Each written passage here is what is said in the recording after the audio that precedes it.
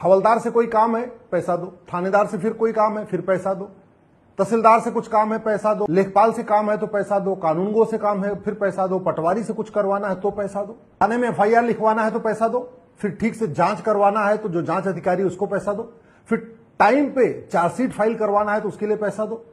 फिर पोस्टमार्टम की report time पे चाहिए तो पैसा दो।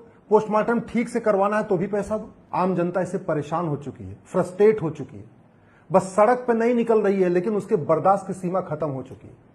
जिस दिन निकलेगी, सैलाब बन के निकलेगी जनता।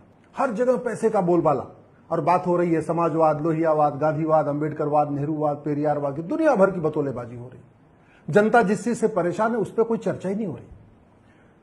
अपनी जमीन बेचना है तहसील में तो भी पैसा दो, जमीन खरीदना है तो भी पैसा दो, बर्थ सर्टिफिकेट बनवाना है तो पैसा दो, डेथ सर्टिफिकेट बनवाना है तो पैसा दो, आधार बनवाना है तो पैसा दो, राशन कार्ड बनवाना है तो पैसा दो, ड्राइविंग लाइसेंस बनवाना है तो पैसा दो, अपनी एज सर्टिफिकेट बनवाना है तो पैसा दो, डोमिसाइल सर्टिफिकेट बनवाना है तो पैसा दो, पासपोर्ट की जांच करवानी है ठीक से तो पैसा दो।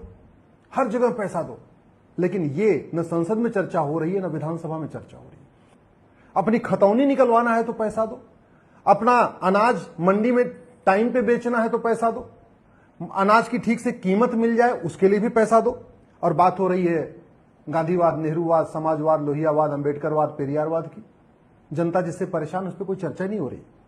जमीन पे कब्जा हो जाए उसको छुड़ाने के लिए पैसा दो, मकान पे कब्जा हो जाए उसको छुड़ाने के लिए पैसा दो, बिजली का कनेक्शन लेना है तो पैसा दो, सीवर का कनेक्शन लेना है तो पैसा दो, पानी का कनेक्शन लेना है तो पैसा दो, पीडब्ल्यूडी डिपार्टमेंट में कोई काम है तो पैसा दो, एजुकेशन डिपार्टमेंट में कोई काम है तो पैसा दो, हॉस्पिटल में अगर ठीक से इलाज कराना है, ठीक से बेड लेना है, टाइम पे ऑपरेशन करवाना है तो पैसा दो। हर जगह पैसा। आम जनता इससे परेशान हो चुकी है, फ्रस्ट्रेट हो चुकी है। बस सड़क पे नहीं निकल रही है, लेकिन उसके बर्दाश्त की सीमा खत्म हो चुकी है। जिस दिन निकलेगी, सैलाब बन के निकलेगी जनता। इसलिए मैंने सभी जो हमारे 5000 सांसद, विधायक, मंत्री हैं उनसे हाथ जोड़ के निवेदन कर रहा हूं, अगर आप जनता सड़क पर नहीं उतर रही तो इसका मतलब यह नहीं कि जनता खुश है।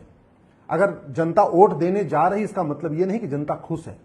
अब जनता सवाल पूछ रही है कि जो समस्या भारत में है वो चीन, जापान, सिंगापुर में क्यों नहीं है। भारत की जनता, आम जनता घूसखोरी से परेशान है, कमीशनखोरी से परेशान है, दलाली से परेशान है, कटमनी से परेशान है, तोलाबाजी से परेशान है, हवालाबाजी से परेशान है, कबूतरबाजी से परेशान।